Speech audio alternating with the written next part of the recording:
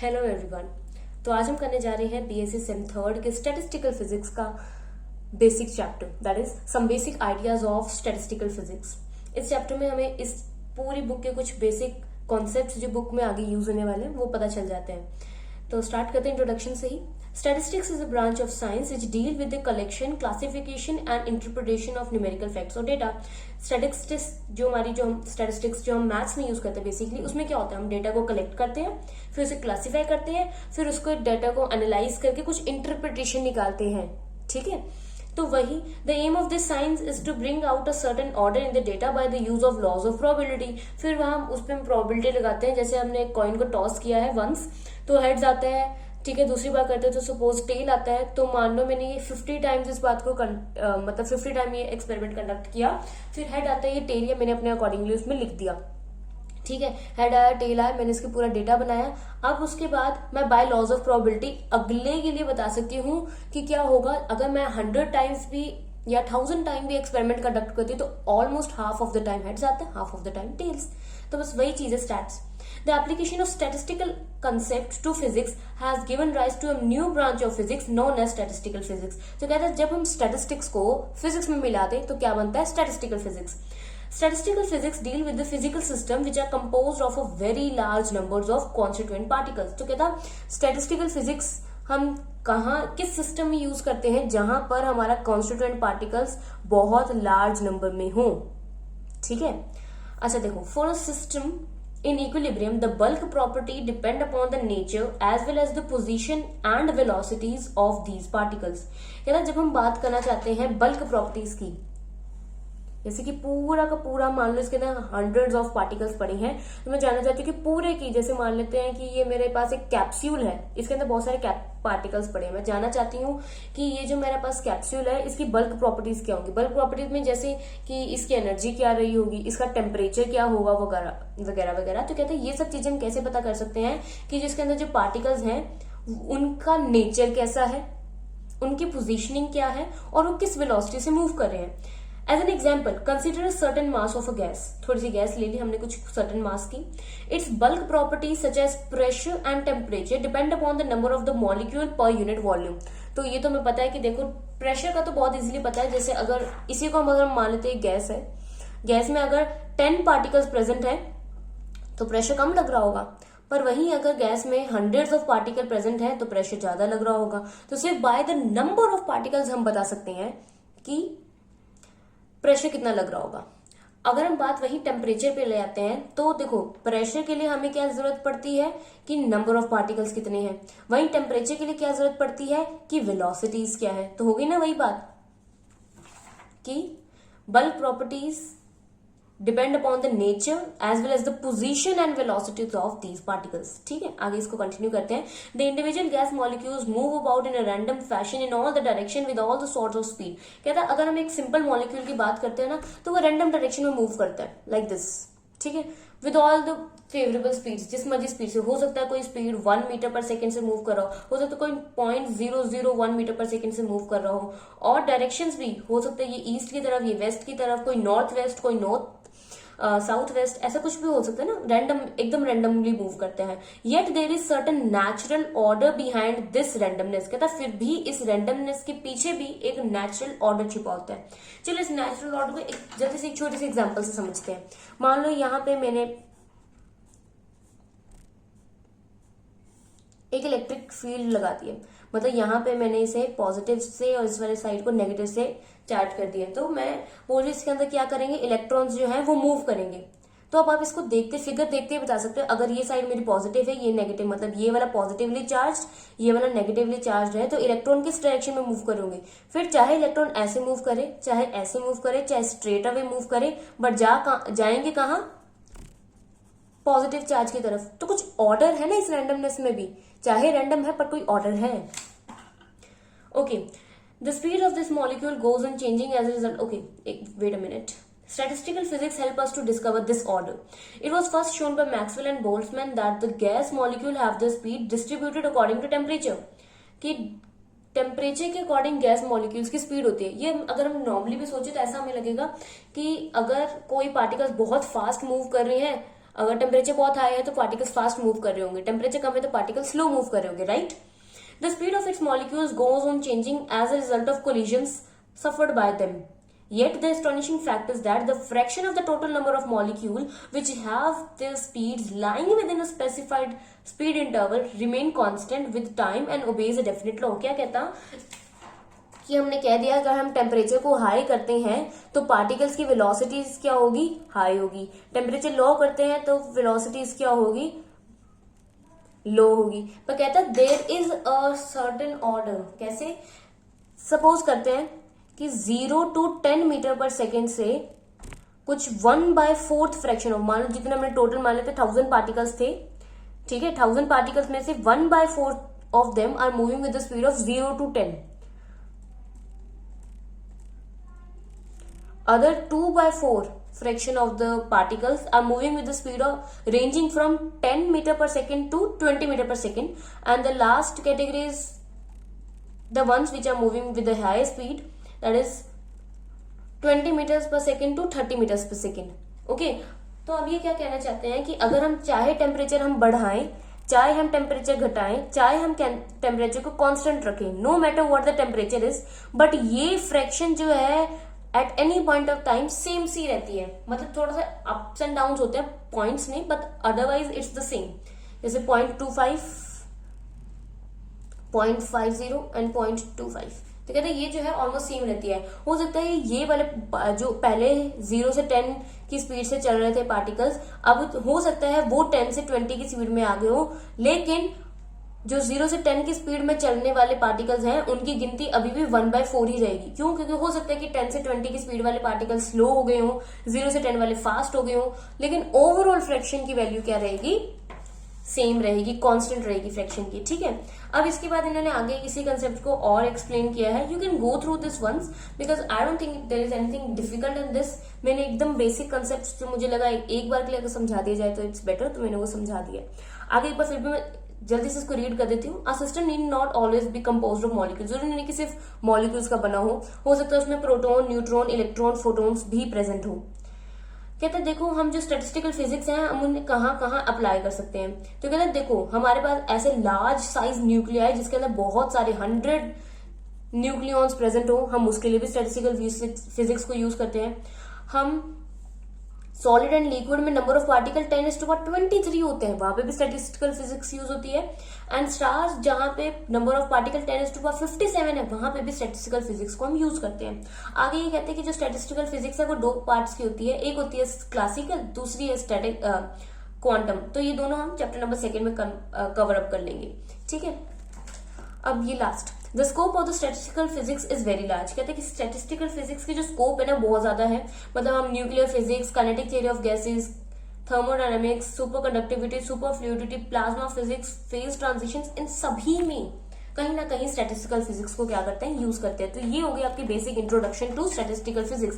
As this is a new concept to you people, that's why I have this given this much detail of it. Next topic, very easy, some basic ideas of probability. So I guess you all are familiar with this, right? तो हम directly इसके formula पे आते हैं, that is probability of an event P। कहते कोई भी एक इवेंट है उसकी प्रोबेबिलिटी P से रिप्रेजेंट अगर की जाए तो that will be equal to number of ways which lead to the event of interest. कहते हैं कितने तरीके से हम हमारा जो इवेंट ऑफ इंटरेस्ट है उसमें पहुंच सकते हैं, divided by total number of equally likely ways possible. अगर हम इसे कंपेयर करें हमारे 10th वाले डेफिनेशन से तो it was number of favourable ways divided by total number of ways. तो यहाँ पे भी total number of equally likely ways है कि सारे, तो ऐसा ना हो कि हम कोई एक एक्सपेरिमेंट कंडक्ट कर रहे हैं। जैसे मेरे पास एक बॉक्स है, मैंने बॉक्स के 2 पार्टीशन की है, अनइक्वल पार्टीशन की है। अब ऊपर से कुछ भी पार्टिकल्स गिराऊंगी तो ज्यादा प्रोबेबिलिटी इस बॉक्स में जाने की आएगी, मतलब इस कंपार्टमेंट में आएगी, और कम प्रोबेबिलिटी आएगी इस कंपार्टमेंट की। तो हम ऐसा केस नहीं कंसीडर करेंगे, हम सिर्फ यहाँ पे वो कंसीडर कर रहे हैं केसेस जिसमें प्रोबेबिलिटी दोनों ही केसेस में क्या हो, इक्वल हो। तो total number of equally likely ways possible, और ऊपर क्या हमारे पास number of ways which lead to the event of interest, कि नंबर ऑफ वेज जो हमारे इंटरेस्ट का इवेंट है उस तक हमें लेकर जाए। तो हम इसको बेसिक डेफिनेशन जो आपको आती है उसको भी लिख सकते हैं, बस remember total number of possible ways की जगह total number of equally likely possible ways. इसके बाद एग्जाम्पल दी है, what is the probability to get a queen of hearts. तो क्वीन ऑफ हार्ट्स तो 52 के कार्ड में एक ही होती है, that is 1 divided by 52। Either a queen और अ किंग, 4 किंग्स 4 क्वीन, मतलब 8 के 8 हमारे फेवरेबल केसेस हैं, तो 8 divided by 52। Now let's come here, let us come back to the example of the coin. Let us toss n such coins simultaneously, मतलब कहते हैं एक ही बार में हम कितने कॉइन को टॉस कर रहे हैं, n नंबर ऑफ कॉइन्स को हम टॉस कर रहे हैं। In each of the tosses the head and the tail have equal chance of coming up. यार ये बात तो सबको पता है ना, अगर मैंने एक कॉइन को टॉस करना है या तो हेड्स आएगा या टेल आएगा। ऐसा नहीं है कि हेड्स आने की प्रोबेबिलिटी ज्यादा है या टेल आने की प्रोबेबिलिटी ज्यादा है, दोनों के केसेस में सेम रहेगी। If n is a very large number we expect on the basis of chance that in 50% of the cases head will come up and the other 50% of the cases tail will come up। हमें ये बात पता है कि जितनी बार हमें, अगर हम इसे 100 बार एक्सपेरिमेंट को कंडक्ट करते हैं तो ऑलमोस्ट उसमें से 50 बार हेड्स आएगा और 50 बार टेल आएगा, and it is not exactly the same. हो सकता है 53 बार हेड्स आया हो सकता है 59 बार हेड्स आया हो सकता है 47 बार हेड्स आया हो, but roughly without even conducting the experiment we are aware of the fact कि almost 50% of the cases will show up with cases will be the one in which head will show, कि show ऊपर करेगा head और उसके cases 50% वो हो गया, और टेल ऊपर आएगा उसके 50% हो गया। Now the number of times the head is expected to come up is n into 1/2। क्या मतलब हुआ, देखो हेड्स के ऊपर आने की प्रोबेबिलिटी कितनी है, 1/2।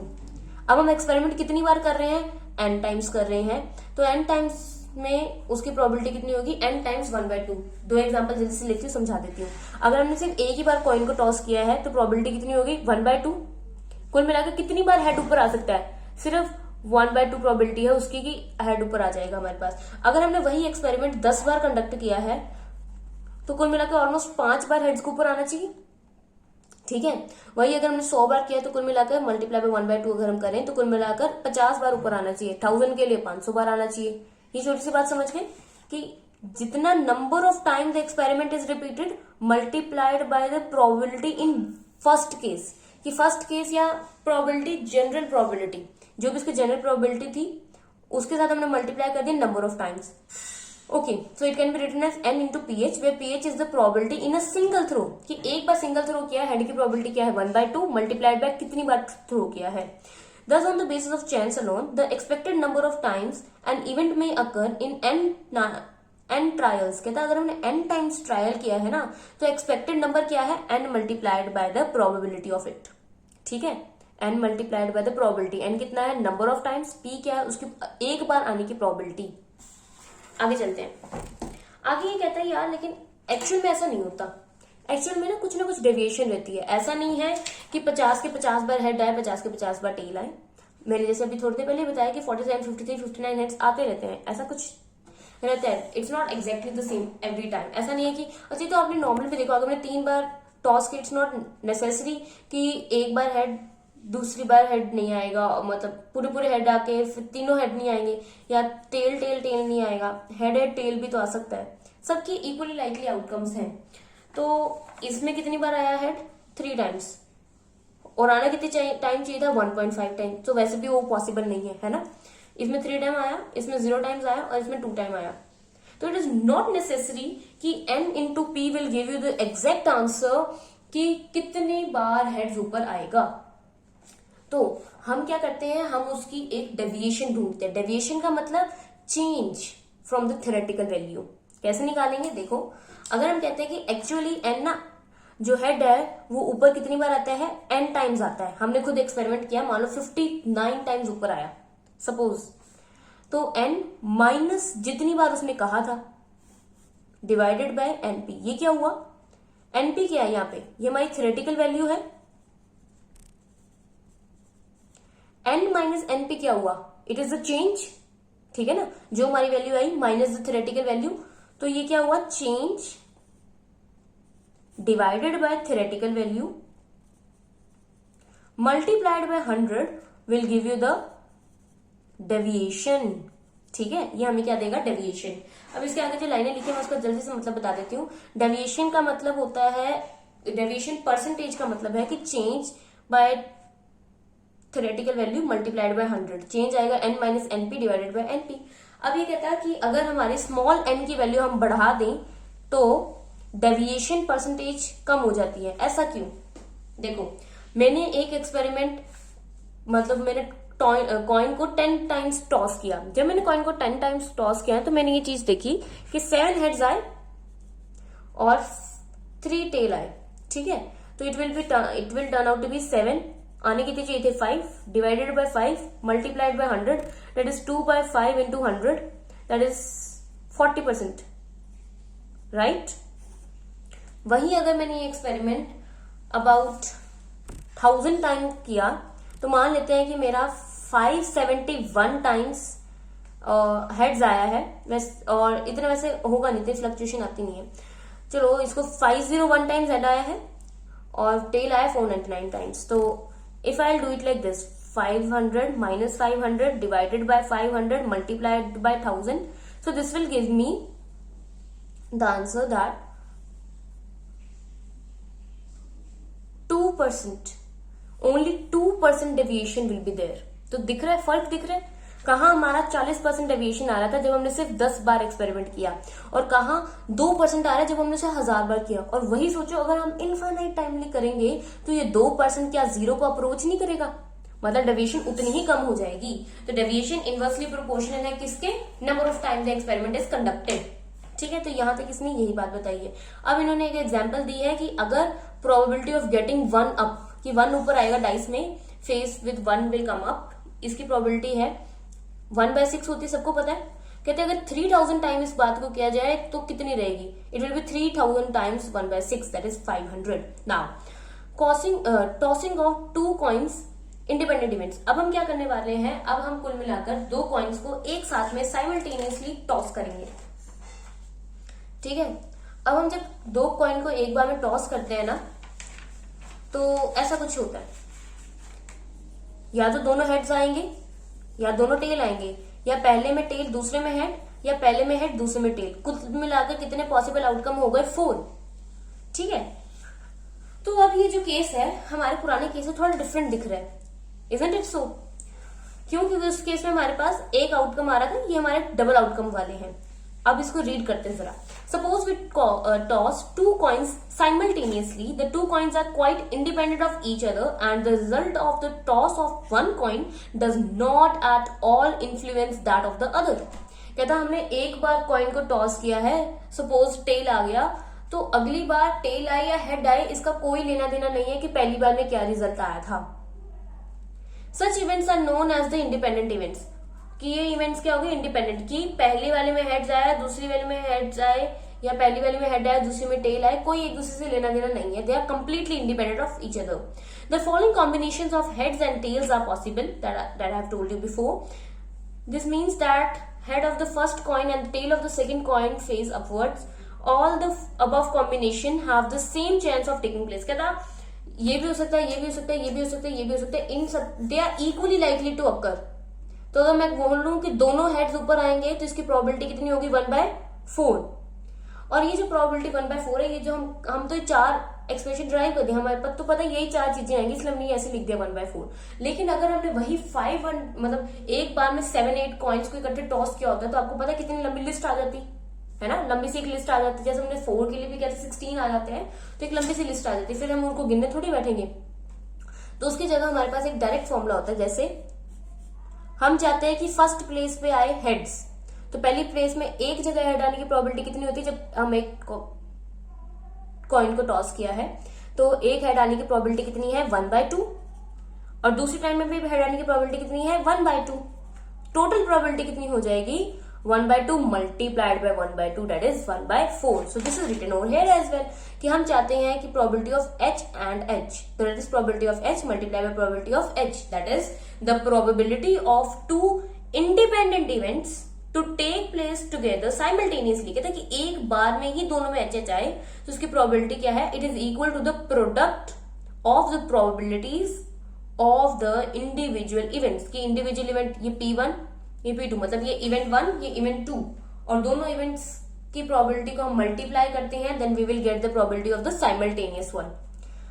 फर्दर कंटिन्यू करते हैं। Similarly for n independent events, अगर n टाइम्स हमने n इवेंट्स किए हैं तो टोटल प्रोबेबिलिटी मतलब उनकी सांझी प्रोबेबिलिटी कितनी आएगी, P1 multiply by P2 up to Pn।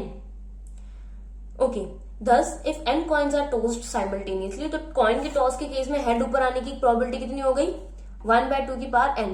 और ये क्या है, ये साइमल्टेनियसली टॉस हो रहे हैं। हम जब नॉर्मल कॉइन टॉस करते हैं तो हम ऐसे करते हैं, हेड टेल आया, फिर टेल आया, फिर हेड आया। अब हम एक बार में n कॉइन को टॉस करें, मतलब कुछ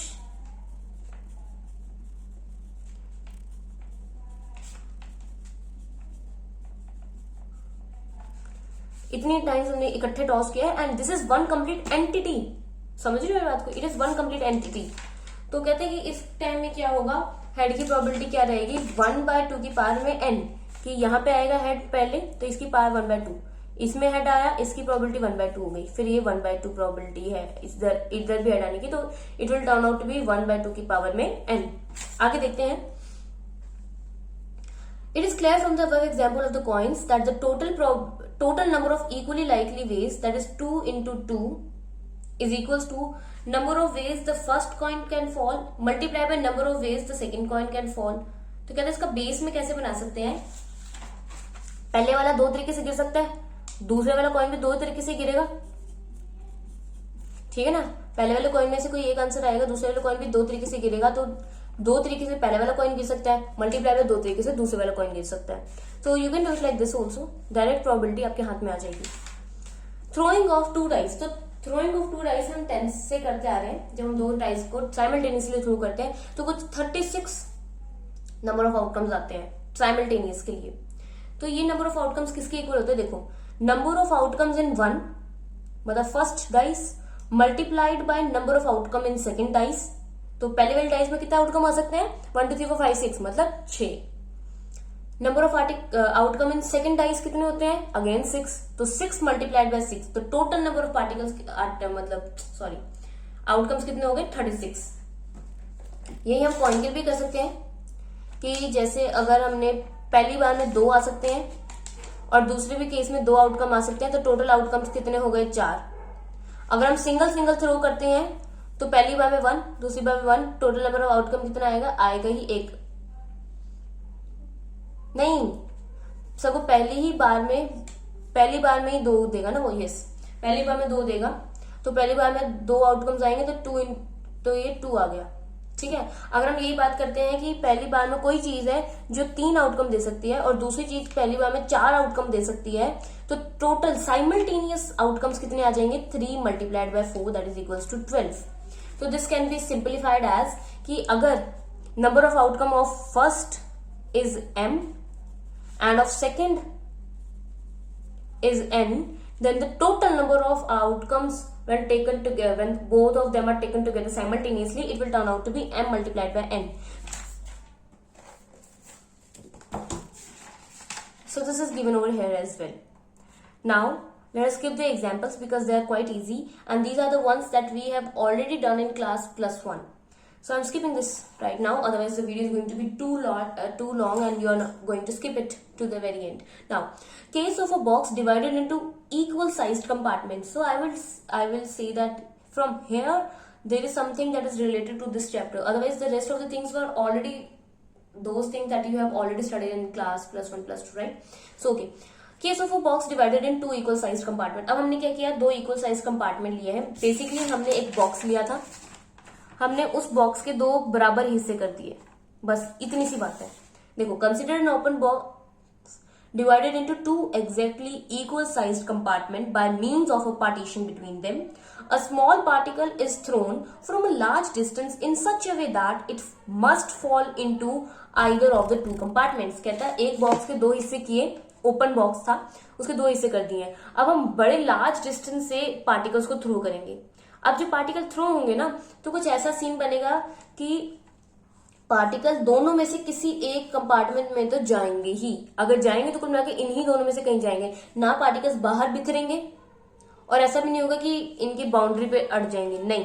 particles either they will go in this one और they will go in this one. So there are two boxes in which the particles are likely to go. There is no reason why the probability of the particle to go in the compartment 1 should be different from that of the compartment 2. कहता है compartment number 1 में जाए compartment number 2 में जाए, दोनों की ही probability क्या होनी चाहिए, सेम होनी चाहिए. वही है, अगर हमने कॉइन टॉस किया है तो टेल और हेड आने की दोनों की प्रोबेबिलिटी क्या होती है, same. In such a case we say that the priori probability of the particle going into any of the two compartment is equal. अब अप्रायरी का क्या मतलब है समझ लेते हैं. A priori means something which exists in our mind prior to and independently of experience. कहते हैं प्रायरी का क्या मतलब हुआ. प्रायरी का मतलब ये है कि कोई चीज हमारे दिमाग में पहले से फिट है, चाहे हमने एक्सपेरिमेंट किया नहीं किया, एक्सपेरिमेंट करने से पहले ही हमारे दिमाग में फिट होगी. और जरूरी नहीं है उसके लिए किसी एक्सपीरियंस की जरूरत हो कि मैंने ना 5000 टाइम्स कॉइन को टॉस कर रखा है तो I know which is going to come up. I can never be 100% sure about that, but मुझे इतना पता है कि वो या नंबर 1 में मतलब या तो वो हेड आएगा या वो टेल आएगा. 5 जाबा करने के बाद मुझे सिर्फ इतना सा पता चला, या वो हेड आएगा या वो टेल आएगा, जो किसी बेसिक लर्नर को भी पता होगा. A very small kid of year 5 और 6 उसे भी पता होगा या तो हेड आएगा या टेल. मतलब ना हमें किसी एक्सपीरियंस की जरूरत है. And prior to the experiment, prior to conducting the experiment को कंडक्ट करने से पहले ही जो बात हमारे दिमाग में, जो चीज हमारे दिमाग में आ जाती है, जो हमें पहले से ही पता होता है ऐसे होने वाला है, तो दैट इज अप्रायरी. तो अप्रायरी प्रोबेबिलिटी मतलब जिसकी प्रोबेबिलिटी पहले से फाइनलाइज्ड है जी, 1/2 आनी है इसकी प्रोबेबिलिटी. पार्टिकल इसमें जाएगा इसकी 1/2, इसमें जाएगा इसकी भी 1/2 प्रोबेबिलिटी है. आगे देखते हैं जरा. This principle of assuming equal probabilities for such like events is known as the principle of equal a priori probability. कहता है वो प्रिंसिपल जिसमें हम खुद ही एज्यूम करके चल रहे हैं कि भाई दोनों की प्रोबेबिलिटी क्या है, इक्वल. अगर मैं ऊपर से कोई भी चीज फेंक रही हूँ, अगर मैं ऊपर से पार्टिकल्स फेंक रही हूं तो बॉक्स 1 में और बॉक्स 2 में जाने की प्रोबेबिलिटी क्या है, सेम है. ठीक है. सो दे आर लाइक इवेंट्स, तो दोनों में जाने की लाइक इवेंट्स हैं. The principle of assuming equal probability for such like events, और हमने दोनों ही इवेंट्स के लिए प्रोबेबिलिटी इक्वल एज्यूम कर ली, इसकी भी 1/2 इसकी भी 1/2. तो this is known as the principle of equal a priori probability. तो इसी को, इस प्रिंसिपल को जिसमें हमने एज्यूम कर लिया है कि दोनों लाइक इवेंट्स की प्रोबेबिलिटी जो है इक्वल है, इस प्रिंसिपल को हम कहते हैं principle of equal a priori probability. In whole of the statistical physics, this principle is freely utilized, either they have used written it or not. ठीक है, बस पूरे statistical physics में ये यूज होता है. इसके बाद इन्होंने इसी एग्जाम्पल को आगे एक डाइस के लिए भी दिया है कि डाइस में 1/6 होती है प्रोबेबिलिटी, ये पहले से फाइनलाइज्ड है. आगे इन्होंने कुछ एग्जाम्पल्स दिए हैं, you can go through those examples. So let's come to permutation and combination. Without even reading from here, we are aware of the fact that what is meant by permutation and what is meant by combination. But still I'm going to give you a very easy example of this. Suppose there is a class of about 30 students. And out of those 30 students, I have to pick 12 students to make my cricket team. So if I'm going to make up my cricket team, I'm going to pick up 12 cricketers from the class of 30. Right? So I will be picking 12 cricketers for this purpose, and अब मैं उनकी batting को भी पूरी finalise करूंगी. That A will come first, B will come second, C will come third and D will come fourth. कि इस तरह से शेड्यूलिंग होगी, जैसे Virat will come third and will come fourth. ये पहले से सब कुछ शेड्यूल्ड कि A पहले आएगा, B बाद में आएगा, C बाद में आएगा, फिर D उसके बाद में आएगा. ये क्या है, मैंने अरेंजमेंट की है. हो सकता है फिर F हो, फिर G हो, फिर E हो, फिर H हो. ठीक है, आगे की अरेंजमेंट जैसे भी हो सकती है. कि मैंने क्या किया है, ऑलरेडी ये 12 लोगों को पिकअप किया है, 30 में से 12 को पिकअप किया है. उसके बाद उनकी अरेंजमेंट भी फिक्स की है कि इसी अरेंजमेंट में, इसी ऑर्डर में वो आएंगे. ठीक है. अब क्या ये ऑर्डर इस ऑर्डर से डिफरेंट है? And continued. Yes of course, ये दोनों ऑर्डर आपस में क्या है, डिफरेंट है. तो ये चीज जिसमें हम अरेंजमेंट को वैल्यू देते हैं, अरेंजमेंट को हम फोकस करते हैं, दैट इज बेसिकली परम्यूटेशन. तो permutation is nothing but it is that if out of a number of n students or out of a number of n different things we are picking up r, n different things है हमारे पास, उसमें से हम are को pickup कर रहे हैं, तो उनकी जो अरेंजमेंट होती है ना, उसे हम कहते हैं परम्यूटेशन। अब इसी तरह इस कंसेप्ट को हम कॉम्बिनेशन पे भी लगा देते हैं। अब कॉम्बिनेशन क्या है, अगेन हमारे पास वही 30 स्टूडेंट्स की क्लास है, लेकिन मैंने उस क्लास में से क्या किया, मैंने अगेन सपोज मैंने 12 स्टूडेंट्स को पिकअप कर लिया, मैंने 12 बजे उठाए उस 30 क्लास में से, और मैंने उन्हें कहा you have to play volleyball. अब वॉलीबॉल खेलनी है, एंड वॉलीबॉल में तो कुछ नहीं ना है कि आपको पहले ए आएगा फिर बी आएगा फिर सी आएगा, ऐसा कुछ नहीं है कि you can, it's just team wise match. तो 6 students are here and 6 are here, तो कंप्लीटली मुझे कोई लेना देना ही नहीं है कि ए पहले आएगा या बी पहले आएगा या सी सबसे पहले आएगा या सबसे पहले के आ जाएगा या लास्ट में एल आएगा। ये मेरे, अगर मैं कॉम्बिनेशन की बात करूं तो चाहे मैं A B C D E F G H I की टीम बनाऊं, चाहे मैं B C D A G F I की टीम बनाऊं, it is going to be the same. बस मेरा total number that were available to me, that is n, picked up number that is r, ये matter करता है। तो permutation is about arrangement, whereas combination is about picking up. बस मैंने उठाए हैं, दैट्स इट, कि आपने वॉलीबॉल खेलना, मैंने उठा लिए, अब पहले कौन जा रहा है दूसरे कौन जा रहा है, I have got nothing to do with that, right. अब देखते हैं इनके फॉर्मूलाज। तो इनके फॉर्मूला बड़े इजी हैं, पहले बता देती हूँ। देखो एनपीआर का वही फॉर्मूला जो मैथ्स में पहले होता था, कोई चेंजेस नहीं है, n factorial over n minus r factorial. वहीं एनसीआर का वही पुराना formula, n factorial over r factorial into n minus r factorial. अब बताने की जरूरत नहीं, but still I am repeating कि एन फैक्टोरियल क्या होता है। एन फैक्टोरियल होता है एन मल्टीप्लाइड बाय एन से पहली टर्म मल्टीप्लाइड बाय उससे पहली टर्म, ठीक है। एग्जांपल दे देती हूँ, 5 फैक्टोरियल होता है 5 इंटू 4 इंटू 3 इंटू 2 इंटू 1। इसे हम ऐसे भी लिख सकते हैं 5 मल्टीप्लाइड बाय 4 फैक्टोरियल, ठीक है। अच्छा, अब देखो इसमें और इसमें कुछ सिमिलैरिटी नहीं दिख रही, ये पूरी की पूरी वैल्यू ये वाली वैल्यू से सेम है, मतलब हम ये लिख सकते हैं कि nCr is equals to nPr divided by r factorial, और इसी से हमारा nPr is equals to r factorial into nCr मिल जाता है। मतलब इनके बीच में क्या मिल गया, हमें एक रिलेशन मिल गया। वही रिलेशन को इन्होंने आगे कंटिन्यू किया है। इसके अलावा इन्होंने एनसीएन एंड एनपीएन की वैल्यू निकाली है। You can try it on your own. कैसे, इस फॉर्मूला में बस आर की जगह एन को अगर हम पुट करते हैं, this is going to be the answer. अगर इसी फॉर्मूला में एन को पुट करते हैं आर की जगह, तो this is going to be the same. तो ये क्या बन जाएगा, एन फैक्टोरियल से एन फैक्टोरियल कट गया और ये बचा 1 बाय 0 फैक्टोरियल। इस केस में it will be n factorial by 0 factorial. And remember one thing, 0 factorial is not equals to 0, it is equals to 1। तो बस एनसीएन की वैल्यू क्या आ गई 1 और एनपीएन की वैल्यू क्या आ गई एन फैक्टोरियल। इतना क्लियर है, आगे चलते हैं। अब आते हैं इस चैप्टर की कुछ चीज पर जो एग्जाम में पूछी जा सकती है। अभी तक हम सिर्फ बेस पक्का कर रहे थे, ठीक है। अब देखो, distribution of 4 different particles in 2 compartments of equal size. अब हमने पता क्या करना है, थोड़ी देर पहले हमने एक पार्टिकल को लिया था और हम उसको 2 कंपार्टमेंट्स में गिरा रहे थे। अब हमने कंपार्टमेंट तो वही रखे हैं, 2 ही कंपार्टमेंट है मेरे पास, लेकिन अब मेरे पास नंबर ऑफ पार्टिकल्स कितने हैं 4। नंबर ऑफ पार्टिकल्स कितने हैं 4। अब इसमें ना एक चीज को बड़े ध्यान से देखते हैं।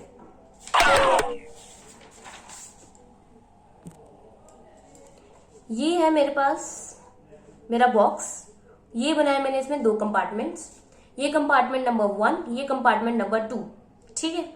अब मैंने क्या करना है, मैंने ऊपर से डिस्टेंस से 4 पार्टिकल्स गिराने हैं, एंड 4 पार्टिकल कुछ इस कदर गिराने हैं कि पहले वाले में जाने की प्रोबेबिलिटी और दूसरे वाले में जाने की प्रोबेबिलिटी क्या हो, एग्जैक्टली द सेम। पहले वाले में जाने की प्रोबेबिलिटी और दूसरे वाले में जाने की प्रोबेबिलिटी क्या हो, exactly same. So I hope this will help you out to understand the concept well. तो मैंने क्या किया, कुल मिलाकर मैंने 2 कंपार्टमेंट्स लिए हैं। You can see this very clearly कि दोनों कंपार्टमेंट्स क्या है, अलाइक है, कोई बड़ा कोई छोटा नहीं है। हाँ, 2 इनके बीच में जो बाउंड्री मैंने बहुत बड़ी बनाई है। जिस बड़ी बाउंड्री का क्या प्रॉब्लम है बताऊं, कि अगर मैं ऊपर से कोई पार्टिकल थ्रो करती हूँ, अगर मैंने मान लो कोई भी पार्टिकल थ्रो किया, तो हो सकता है वो यहाँ बाउंड्री पर अटक जाए, वो हम नहीं चाहते। तो जब हम एग्जाम में या जब हम इसको विजुअलाइज करेंगे तो हम इसे नेग्लिजिबल मानेंगे, this is not there. In fact, these boundaries are also not these broad. देखो, have a look at this figure as well. Compartment number 1, compartment number 2, and the boundaries are not these broad, जिसमें हम particles को रख नहीं पाएंगे. Directly particle यहाँ और यहाँ जाएगा. ठीक है, जस्ट कंसीडर दिस थिंग. अब क्या है, कहते हैं इसके करने से पहले ना हम 4 एजम्पशंस लेकर चलते हैं. क्या एजम्पशन लेकर चलनी है अब मैं आपको बताती हूँ. कहता है अब एज्यूम क्या करना है. नंबर 1 कि कंपार्टमेंट्स आर अलाइक, कि दोनों कंपार्टमेंट्स क्या है, अलाइक है, एक जैसे हैं. Second, particles are distinguishable. क्या मतलब हुआ कि जो मैं पार्टिकल्स 4 पार्टिकल मैंने बोला ना डालने वाली हूं, तो चारों में या तो रंग में फर्क हो या चारों के कुछ साइज में फर्क हो, कि जब मैं एक्सपेरिमेंट को कंडक्ट करूं तो मुझे पता चल जाए पहले ए गिरा है या ए कहाँ है, बी कहाँ है, सी कहाँ है, डी कहाँ है. ऐसा ना हो कि मैं 4 सेम टू सेम बॉल्स ले रही हूँ और मैं उसको इसके अंदर पुट इन करूंगी तो मुझे पता ही नहीं चलेगा कौन सा पार्टिकल कहाँ गया और कौन सा पार्टिकल कहाँ नहीं गया. ठीक है, तो पहला पार्टिकल मतलब पहला एजम्पशन कि हमारे कंपार्टमेंट्स अलाइक होने चाहिए. दूसरा एजम्पशन ये है कि पार्टिकल डिस्टिंग्विशेबल होने चाहिए, उनमें कुछ ना कुछ फर्क होना चाहिए. तीसरा है कंस्ट्रेंट मस्ट बी फॉलोड. क्या मतलब हुआ, कहते अगर मेरे पास 4 नंबर ऑफ पार्टिकल्स हैं तो चारों पार्टिकल्स मिलाकर इनमें होने चाहिए. ऐसा नहीं है कि मैंने पार्टिकल 4 डाले थे, कुल मिलाकर अब 5 पड़े हैं, या मैंने 4 डाले थे और सिर्फ 3 ही यहाँ पे कुछ बाहर गिर गए. ऐसा नहीं होना चाहिए. तो और इसके अलावा फोर्थ पॉइंट क्या है कि दोनों कंपार्टमेंट्स में ना ऐसे तो वो अलाइक हों but not exactly identical to each other. Compartments में they must differ on account of some property और प्रॉपर्टीज, कि मतलब दोनों पार्टिकल्स मतलब दोनों कंपार्टमेंट में किसी न किसी तरह से प्रॉपर्टीज का फर्क पड़ता हो. तो चलो जल्दी से देखते हैं. Both the compartments are exactly alike, therefore the particle has the same a priori probability of going into either of the compartments. This probability is 1/2. Sorry, ठीक है. तो therefore the particle has the same a priori probability of going into either of the compartment. This probability is 1/2. आगे देखते हैं. The particles are distinguishable from one another. Let 4 particles be called A, B, C, D. If Ni denotes the number of particles in the ith compartment, that's correct. If Ni denotes the number of particles in the ith compartment, तो यहाँ पे कितने compartment है? 2. या तो पहले compartment की बात हो रही है या फिर सेकंड कंपार्टमेंट की बात हो रही है. और कहता है ith क्या है, Ni क्या है, denotes the number of particle in the ith compartment, की इनमें से अगर कोई एक पार्टिकल को पिकअप कर मतलब एक कंपार्टमेंट को ले लिया Ni. ठीक है, तो अब क्या कह रहे हैं कि अगर हम समेशन करते, कहते हैं एक कंपार्टमेंट में जितने नंबर ऑफ पार्टिकल्स हैं उन्हें हमने Ni कह दिया. जब हम उन्हें Ni का समेशन करेंगे from 1 i is equal to 1 से i इक्वल टू 2 में, तो वो कंस्ट्रेंट को फॉलो करना चाहिए. इसका क्या मतलब हुआ, इसका ये मतलब है कि पहले कंपार्टमेंट और दूसरे कंपार्टमेंट में जो नंबर ऑफ पार्टिकल्स है वो टोटल नंबर ऑफ पार्टिकल्स किसके इक्वल होनी चाहिए, 4. That is they must follow the constraint. The last one is that the 2 compartment differ on account of from property, कि दोनों में कुछ ना कुछ प्रॉपर्टी में फर्क होना चाहिए, जैसे एनर्जी में फर्क हो गया. ठीक है. अच्छा, जब हमारे पास आर्टिकल आता है कि distribution of 4 different particle in 2 compartments of equal sizes microstates and macrostate, मतलब अगर हम ये आर्टिकल आता है तो इस आर्टिकल में सबसे पहले क्या करेंगे, हम बताएंगे कि हमने एक ओपन बॉक्स कंसीडर किया, उसमें 2 कंपार्टमेंट्स हैं, ये फिगर दे दी. फिर हम अपने 4 असम्पशंस को रखेंगे. इसके बाद आता है हमारा माइक्रोस्टेट्स एंड मैक्रोस्टेट. कौन होती है माइक्रोस्टेट, क्या होता है मैक्रोस्टेट, चलो लिख के देखते हैं. एक है हमारे पास माइक्रोस्टेट्स. माइक्रोस्टेट्स क्या होती है, it is the distinct arrangement of the particles. Distinct arrangement मतलब different arrangements of the particles in each of the compartment. कि हर एक कंपार्टमेंट में जो अलग अलग अरेंजमेंट हमें देखने को मिलती है पार्टिकल्स की, उसे हम माइक्रोस्टेट कहते हैं। कि मतलब कैसे, अगर हम जब भी एग्जांपल को करेंगे ना, आपको बड़े आराम से समझ आएगा। अभी माइक्रोस्टेट समझ लिया क्या होती है, और मैक्रोस्टेट्स क्या है।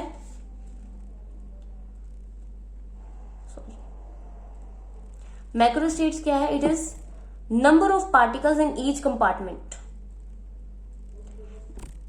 क्या मतलब हुआ, देखो मैक्रोस्टेट का क्या लेना देना है कि हर एक कंपार्टमेंट में पार्टिकल्स कितने, मान लो इसमें 3 है और इसमें 1 है, तो ये मैक्रोस्टेट क्या हो गई हमारी 3:1।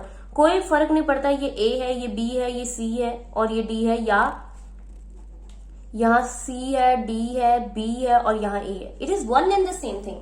मैक्रोस्टेट 3:1 रहेगी। क्यों? क्योंकि हमें सिर्फ number of particle in the compartment से मतलब है। वहीं अगर हम बात करें माइक्रोस्टेट की, तो माइक्रोस्टेट में जनाब हमें distinct arrangement of the particles उससे भी मतलब है। मतलब अगर यहाँ पर A, B, C यहाँ है और D दूसरे कंपार्टमेंट में है, तो it will be different from A, C, D यहाँ पे है एंड B डिफरेंट कंपार्टमेंट में है। समझ आ रही मेरी बात? यहाँ पर हमारे लिए पार्टिकल्स आर द सेम, हमें सिर्फ नंबर ऑफ पार्टिकल से लेना देना है। लेकिन यहाँ पे हमें नंबर ऑफ पार्टिकल्स की जगह विच पार्टिकल से भी लेना देना है, कौन से पार्टिकल्स। ठीक है, चलिए देखते हैं। Each meaningful or distinct arrangement is known as microstate, whereas the number of particles in each compartment or in the two compartment define a distribution which is macrostate. अब इस टेबल को समझते हैं। हमने क्या लिए, 4 पार्टिकल्स। कितने पार्टिकल्स लिए हैं? 4। A, B, C, D। सबसे पहले क्या आती है कि चारों के चारों किसमें गिर जाएंगे? पहले कंपार्टमेंट में। दूसरा कंपार्टमेंट क्या रहेगा? एम्प्टी। तो देखो A, B, C, D चारों कंपार्टमेंट नंबर 1 में चले गए। Compartment number 2 is completely empty, right. अब हम बात करते हैं, ये तो थी माइक्रोस्टेट्स। माइक्रोस्टेट में A, B, C, D से लेना देना है। मैक्रोस्टेट में कोई लेना देना नहीं है। तो मैक्रोस्टेट में क्या आएगा? 4 पार्टिकल्स यहाँ, number of particle here is 4 and number of particle in the second one is 0। अब इसकी फ्रीक्वेंसी कितनी है? एक ही पॉसिबल केस है ना, एक ही केस ऐसा पॉसिबल है। मतलब मैक्रोस्टेट में नंबर ऑफ माइक्रोस्टेट कितनी है? 1। और टोटल नंबर ऑफ केस पहले निकाल देते हैं, फिर उसे हम प्रोबेबिलिटी बता देंगे। अब हमने क्या किया, A, B, C, D, मतलब A इस कंपार्टमेंट में गया, B, C, D यहाँ रह गए, B इस कंपार्टमेंट में गया, A, C, D इस कंपार्टमेंट में आ गए। मतलब 3 पार्टिकल इधर आए, 1 पार्टिकल इधर गया, राइट। तो उसके 4 केसेस अलग अलग हो सकते हैं, राइट।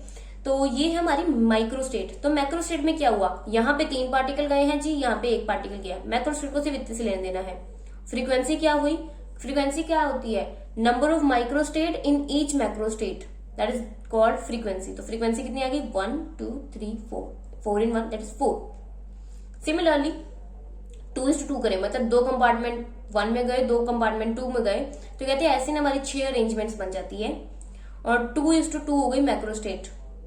सिमिलरली अगर कंपार्टमेंट नंबर 1 में सिर्फ 1 पार्टिकल्स गए और कंपार्टमेंट नंबर 2 में 3 पार्टिकल्स गए, तो मैक्रोस्टेट हो जाएगी 1:3, फ्रीक्वेंसी हो जाएगी 4, प्रोबेबिलिटी। अच्छा, प्रोबेबिलिटी से पहले लास्ट स्टेप क्या है? देखो 4 गए, इसमें कोई नहीं गया, 3 गए, इसमें 1 गया, 2 गए, इसमें 2 गया, इसमें 1 गए, इसमें 3 गया। अब इसमें कोई नहीं जाएगा और 4 इसमें चले जाएंगे। समझ आई मेरी छोटी सी बात? अब देखो ये 0 आ गया, ये ABCD आ गया। मैक्रोस्टेट क्या बन गई? 0:4, मतलब 0,4। एंड फ्रीक्वेंसी कितनी है? कितनी माइक्रोस्टेट्स आ रही है भाई इस वाली मैक्रोस्टेट में? 1। तो 1 टोटल कितना हुआ? टोटल इसको ऐड करेंगे, it will come out to be 16। तो प्रोबेबिलिटी आ गई इसकी 1/16, इसकी 4/16। इस मैक्रोस्टेट की प्रोबेबिलिटी क्या है? 6/16, 4/16, 1/16। So this is how you are going to deal with these things. और नीचे इन्होंने बस फ्रीक्वेंसी की डेफिनेशन दी है, number of microstate in a given macrostate, right. तो बेसिकली मैक्रोस्टेट को हम यूज करते हैं या माइक्रोस्टेट को? तो नॉर्मली हम मैक्रोस्टेट को ही यूज करते हैं। क्यों? क्योंकि हमें नंबर ऑफ पार्टिकल से लेना देना है कि कितने पार्टिकल्स कहाँ पड़े हैं। हमें नहीं लेना देना कि ए पार्टिकल, उस पार्टिकल का नाम क्या है, कोई लेना देना नहीं है। हमें मैक्रोस्टेट से हम डील करते हैं, नंबर ऑफ पार्टिकल्स हमें पता होना चाहिए, ठीक है। अब आते हैं, The frequency or the thermodynamic probability W strongly depend upon whether the particle in a system are distinguishable or indistinguishable.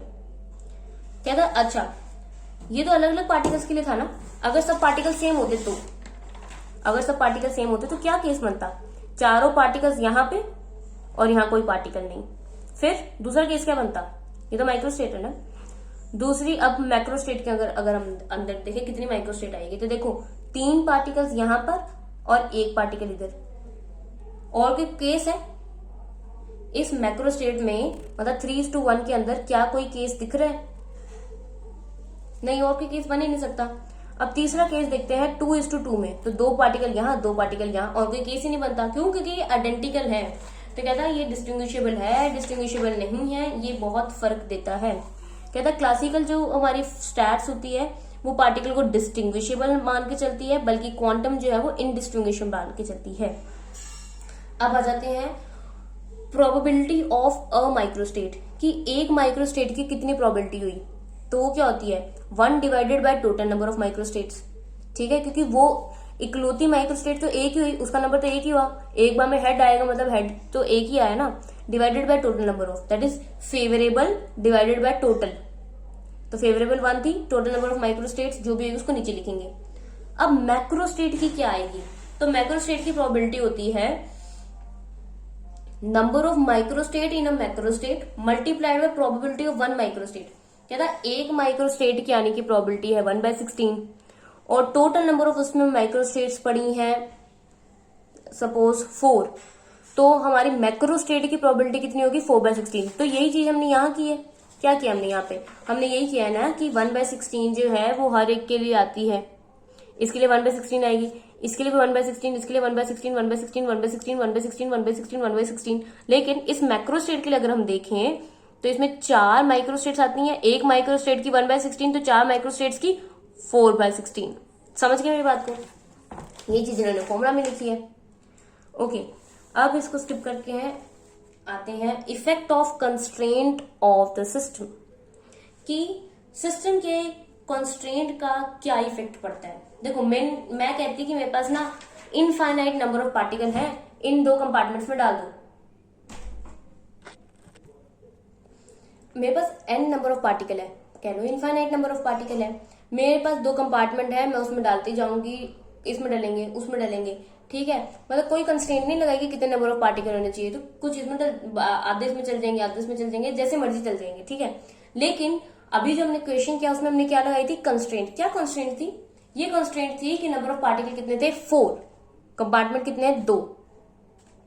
ठीक है, कंस्ट्रेंट और भी है, वैसे देखा जाए इसमें भी कंस्ट्रेंट है। हमारे पास कंपार्टमेंट कितने हैं 2। हम infinite number of particles and infinite number of compartment रख सकते हैं। अगर देखा जाए तो ऐसा हो सकता है ना कि हम 2 की जगह 16 कंपार्टमेंट बना दें, 16 पार्टिकल्स उसमें डाल दें, कर सकते हैं वैसे भी। तो ये है विदाउट कंस्ट्रेंट्स। ये तो मैंने कंस्ट्रेंट 16 बनाकर भी कंस्ट्रेंट लगा दी। आई एम सेइंग इनफाइनाइटली लंबा बॉक्स है, मतलब इनफाइनाइटली बड़ा सा बॉक्स है, उसके इनफाइनाइट हिस्से कर दिए हैं, बड़े सारे कंपार्टमेंट्स हैं, और मेरे पास इनफाइनाइट नंबर ऑफ पार्टिकल्स है जिसके अंदर डाले जा सकते हैं। तो कोई कंस्ट्रेंट लगी? नहीं जी, कोई कंस्ट्रेंट नहीं लगी। बट हम कंस्ट्रेंट लगाते हैं, और जैसे जैसे हम कंस्ट्रेंट लगाते हैं उससे हमारी माइक्रोस्टेट्स का नंबर कम होता रहता है। नहीं तो पता नहीं कितनी सारी माइक्रोस्टेट बन जाती, क्या बनती। देखो मैक्रोस्टेट तो नंबर पे ही बेस्ड होती, लेकिन माइक्रोस्टेट क्या हो जाती? ABCDEFGHI, फिर ABCDEFGIH। तो ऐसे से कर करके पता नहीं कितनी बड़ी होती है। और ये तो मैंने अभी यहीं तक लिखे, it is going to infinite, right. तो हमने कंस्ट्रेंट लगाने से नंबर ऑफ माइक्रोस्टेट कम हो जाती है, जल्दी से बढ़ते हैं वैसे। In assumption number 3, it was mentioned clearly that the total number of particles in the system is equals to 4. In other words, the system must obey the condition, और condition क्या है? Constraint। हमने इस पे कंडीशन लगाई है कि मेरे पास 400 रुपए है, उसी में सामान आना चाहिए। तो ये मैंने क्या लगा दिया? कंस्ट्रेंट लगा दिया। तो अब जितनी भी चीजें 400 से ऊपर के दामों की है, that I am not going to buy। अगर हम इसी चीज को और सिंप्लीफाई कर दे कि यार I don't want to buy any gift that costs less than 400 because it won't look good, तो ना मेरे को उसके नीचे की चाहिए, ना मेरे को इसके ऊपर की चाहिए, टोटल सिर्फ 400 ही लगने चाहिए। बस ये थोड़ा सा इम्प्रैक्टिकल है, बट व्हाट एवर। तो हम कंस्ट्रेंट लगा देते हैं। हमने कंडीशन लगा दी कि हमें क्या चाहिए, हमारे 4 ही नंबर ऑफ पार्टिकल होने चाहिए। जब हमने कंस्ट्रेंट लगा दी तो हमने चीजों को मिनिमाइज कर दिया, हमने छोटे से छोटी चीज को उठा के ले आए। अच्छा, that the sum of the number of the particle in the 2 compartment must be equal to 4 only. It cannot be less than or greater than 4. Thus the system cannot exist in the form 2:1. ऐसा नहीं हो सकता कि एक डब्बे में 2 पड़ी हो, एक में 1 पड़ी हो, इट्स नॉट इक्वल टू 4, तो ये नहीं हो सकता। 2:0 नहीं हो सकता, 4:1, 5 केसेस नहीं हो सकते, etcetera, for which the total number of particle is not equal to 4। तो कहता बाकी सबके सब केसेस नॉट पॉसिबल में आएंगे। सच माइक्रोस्टेट्स आर फोरबिडन। तो कहता है ऐसी वाली जो माइक्रोस्टेट होती है ना, वो फोरबिडन होती है, हम उनको लिखते नहीं है, उसको हम काउंट नहीं करते on account of this constraint. कहता है ये कंस्ट्रेंट लगाने के बाद अगर हमने एक मान लो हमने 5:5 का काम किया था, मतलब 5:5 का काम किया था, दैट इज 5 हमने कंस्ट्रेंट्स लगाई, यस हमने 5 हमारे कंपार्टमेंट थे, 5 हमारे पार्टिकल्स थे, उसमें से हमने कहा कि हम 2 कंपार्टमेंट्स को ही नोटिस करेंगे और इनमें गिरे हुए 4 ही पार्टिकल्स को नोटिस करेंगे। तो क्या हुआ, बाकी सब के सब रिजेक्ट हो गए, ठीक है ना। तो यही बात है, they are forbidden on the account of this, these are known as inaccessible macrostate और माइक्रोस्टेट। तो इससे हम बेसिकली इस वाली सेक्शन में हमने inaccessible and accessible macro and microstates की बात करनी है। द माइक्रो और मैक्रोस्टेट्स which do not obey the constraint are termed as inaccessible microstate और macrostate। कहता है वो वाली माइक्रोस्टेट और मैक्रोस्टेट जो कंस्ट्रेंट को फॉलो नहीं करती उन्हें हम इनअसेसिबल कहते हैं। That's it. आगे चले। The constraint on the system play an important role in determining the number of accessible macrostate और microstate as increase in the number of constraints always results in a decrease in the number of accessible microstates। तो कहता है microstates का number decrease होता है with the increase in the number of constraints। Further, all the accessible microstates are equally probable। कहता है जितनी भी हमारी माइक्रोस्टेट्स है वो कैसी होती है, इक्वली प्रोबेबल होती है। ऐसा नहीं है कि 4:1 इज मोर प्रोबेबल देन 3:4, 1 ज्यादा प्रोबेबल होगी एज कम्पेयर टू 1:4, ऐसा कुछ नहीं होता। मतलब सबकी प्रोबेबिलिटी क्या होती है, सेम रहती है। अब देखते हैं जरा, प्रोबेबिलिटी ऑफ एक माइक्रोस्टेट किसकी इक्वल है, 1 divided by total number of microstates, that's it. और इनअसेसिबल वाले की प्रोबेबिलिटी 0।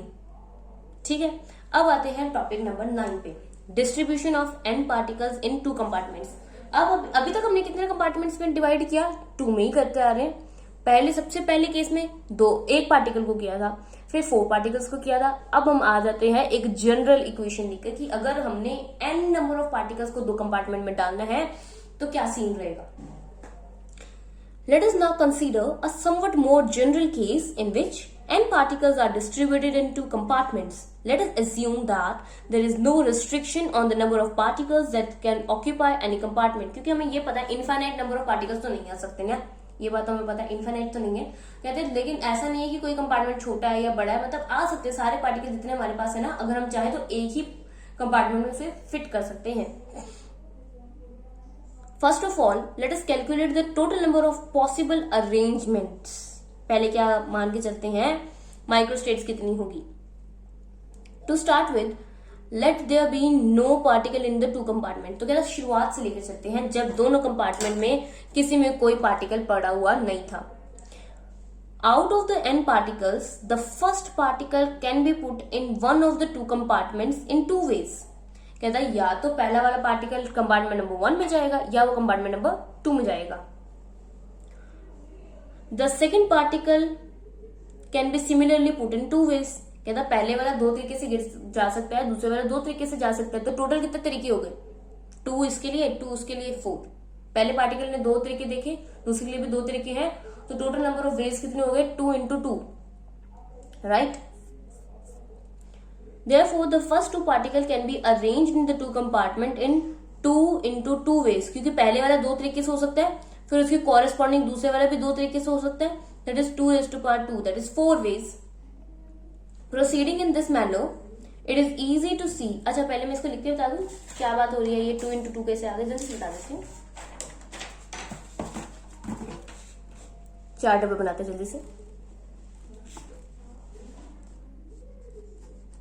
ठीक है। देखो जरा, पहला पार्टिकल आया इस डब्बे में चला गया, दूसरा पार्टिकल मतलब पहला पार्टिकल या तो इस डब्बे में जाएगा या इस डब्बे में जाएगा, राइट। इतनी सी बात समझ आ गई, समझ गए। फिर उसके बाद अब मान लेते अगर ये ऑक्यूपाइड है तो दूसरे वाला सपोजिटली इसमें जाता है या दूसरे वाला इसी में आ जाता है। एंड अगर हम मान के चलते हैं, इसका मैसेज दिखा देते हैं ना, ठीक। अब मान लेते हैं अगर पहले वाला इस कंपार्टमेंट में था तो हो सकता है दूसरे वाला दूसरे कंपार्टमेंट में जाए या उसी कंपार्टमेंट में उसका फिक्स हो जाए। कितने वेज आ गए? 4। नंबर ऑफ वेज कितने आ गए? 4। Isn't it similar to HH, HT, TH and TT, right? तो बस वही चीज है, हम जो डाइस वाले केस में भी करते हैं तो वो भी 6 into 6 वेज आते हैं। क्यों? क्योंकि पहले वाले के आउटकम्स 6, दूसरे वाले की 6 मल्टीप्लाइड, तो इस केस में 2 into 2। Proceeding in this way, it is easy to see that n particle can be arranged in 2 compartment in 2 raised to the power n ways। कहता है अगर हम अंदर क्या रखेंगे? नंबर ऑफ कंपार्टमेंट, और बाहर क्या रखेंगे? Number of particles. तो नंबर ऑफ कंपार्टमेंट अभी भी 2 है सभी केसेस में, मतलब इस केस में भी हम चाहे 2 डालें, 4 डालें, 6 डालें, नंबर ऑफ पार्टिकल बदलेगा। तो number of compartment raised to the power n is going to be कि कैसे n पार्टिकल्स अरेंज किए जा सकते हैं। This is therefore the total number of possible microstates. तो कहता है total number of possible microstate भी कितनी होगी? 2 raised to the power n। यही हो सकती है। अच्छा देखो कैसे,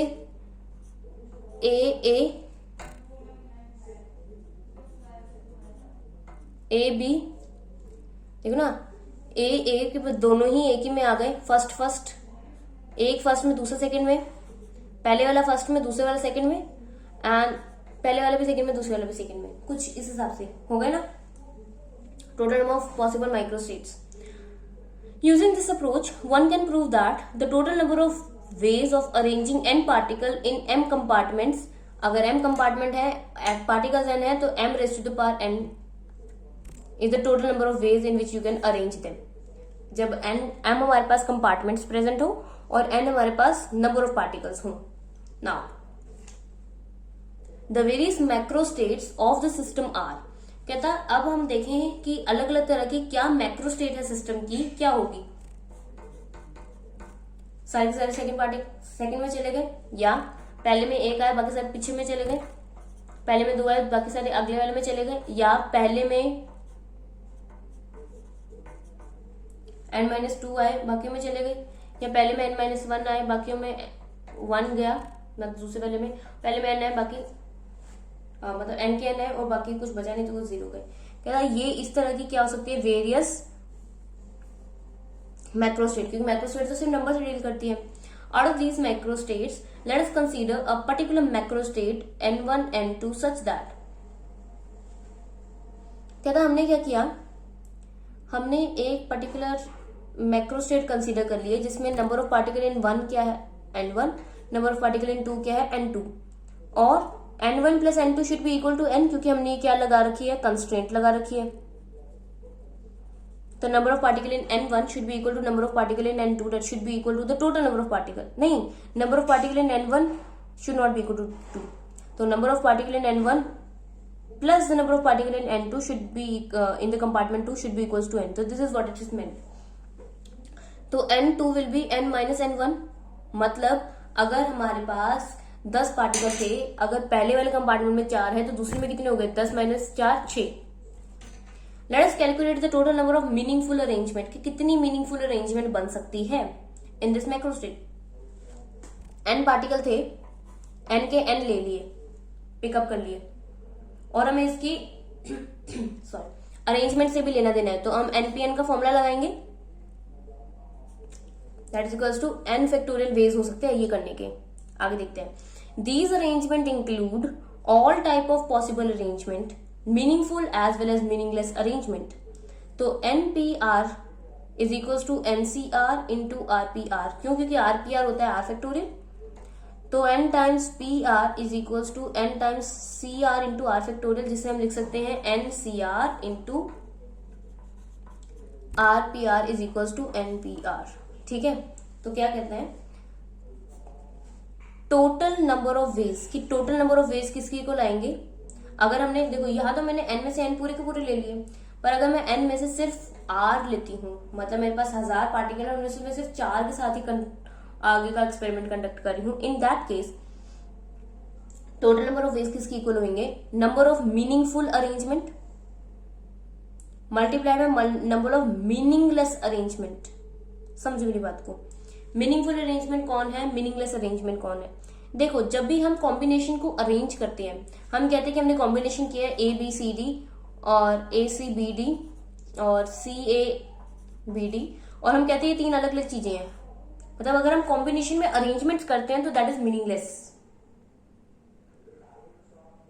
वेयर एज जब हम परम्यूटेशन में अरेंजमेंट्स करते हैं तो वो मीनिंगफुल अरेंजमेंट होते हैं, बिकॉज परम्यूटेशन में arrangements are ought to be. ठीक है, आगे कंटिन्यू करते हैं। Let us calculate the number of meaningless arrangement. The n1 particle in compartment 1 can be arranged among themselves in n1 factorial ways which are meaningless. कहते हैं अगर हमारे पास n1 particles हैं, अगर हम उन्हें एक ही कंपार्टमेंट में डालेंगे तो वो n1 फैक्टोरियल वेज में आ सकते हैं, तो कहता है वो मीनिंगलेस है। These do not constitute different microstate. कहता है अगर n1 के n1 सभी एक ही में पड़े हैं तो डिफरेंट माइक्रोस्टेट नहीं कर सकते, माइक्रोस्टेट नहीं करते। ठीक है, rather these give rise to only one microstate. तो कहते हैं कुल मिलाकर इनकी एक ही माइक्रोस्टेट आती है, मतलब अगर हम उसमें परम्यूटेशन करने की कोशिश करें दैट इज मीनिंगलेस। मैंने अभी 2 मिनट पहले बोला था कि हम परम्यूटेशन में अरेंजमेंट करते that is meaningful, but it is something like this कि अगर हमने एक ही कंपार्टमेंट में चीजें रखी हैं तो माइक्रोस्टेट के पॉइंट ऑफ व्यू से ABCD ACBD they are the very same thing, तो उसमें अरेंजमेंट करने की कोई जरूरत नहीं होती। This is what they are trying to say. Permutation and combination के साथ इसको लिंक मत करो भी। Rather these give rise to only one microstate. Thus the 4 factorial arrangement of the 4 particle in compartment 1 are meaningless. कहते हैं कि compartment 1 में आप बोलोगे ABCD ACBD, तो कहता है ये सब चीजें सेम होती है, दे आर मीनिंगलेस, इसकी अरेंजमेंट करने की जरूरत नहीं होती, they are meaningless ways. Similarly the n2 factorial n2 particle in compartment 2 can be arranged among themselves in n2 ways, n2 factorial ways, again that is meaningless ways. For each of the n1 ways of the arranging particle in n1, those in the compartment 2 can be arranged in n2 factorial ways. कहता अगर n1 particle compartment 1 में है तो n2 particle compartment 2 में है, तो compartment 2 वाले n2 factorial veg में अरेंज किए जा सकते हैं। Taken together, n1 particle in compartment 1 and 2 particle in compartment 2 can be arranged in their respective compartments. तो कहता है पहले वाला अपने कंपार्टमेंट में n1 फैक्टोरियल वे से आ सकता है, दूसरे वाला अपने कंपार्टमेंट में n2 फैक्टोरियल वे से आ सकता है। ये सिर्फ नंबर्स को रिप्रेजेंट कर रहे हैं। ठीक है, तो therefore we have n factorial. कहता है जो total number of n factorial क्या होगा, it will B number of meaningful arrangements multiplied by this. तो ये मीनिंगलेस से मल्टीप्लाई करना है मीनिंगफुल वालों को। therefore the number of the meaningful arrangement, अब हमें मीनिंगफुल अरेंजमेंट का नंबर निकालना है। कहता है मीनिंगफुल अरेंजमेंट जो हमारी आएगी यहां से हम कैलकुलेट कर सकते हैं कि n फैक्टोरियल है, टोटल कितना है n फैक्टोरियल, तो total will be equal to number of meaningful multiply by number of meaningless. अगर हम नंबर ऑफ मीनिंगलेस से नंबर ऑफ n फैक्टोरियल को डिवाइड कर देते हैं then we will get number of meaningful arrangements, right. तो बस यहाँ n factorial as it is, n1 factorial as it is, n2 की जगह हमने लिखा है n माइनस n1 का फैक्टोरियल। तो व्हाट इज दिस, ये आपको n factorial over r factorial into n minus r की फॉर्म दिख रही है, इसमें r की वैल्यू क्या है n1 और n factorial as it is, तो NCN1, और ये किसके इक्वल होगा NCN2 के। क्यों, क्योंकि हम यहाँ पे अगर सपोज यहाँ मैंने n1 की जगह लिख दिया होता है n माइनस n2 और बाहर n2 पड़ा होता तो ये हो जाता NC बाय n2। ठीक है, तो दे इज वेरी सेम थिंग, तो वो वही बात पड़ जाती है। क्यों, क्योंकि ये भी n माइनस n2 है, ये n माइनस n1 है। तो अगर हम उनमें से अगर इस फॉर्मूला में इसको पुट इन करते हैं तो they come out with the very same thing, चाहे हम n1 की जगह n2 की वैल्यू n2 वाले टर्म्स की वैल्यू पुट करें या n2 वाले को n1 की टर्म में पुट करें। ठीक है, तो with this 9 articles of this chapter are done.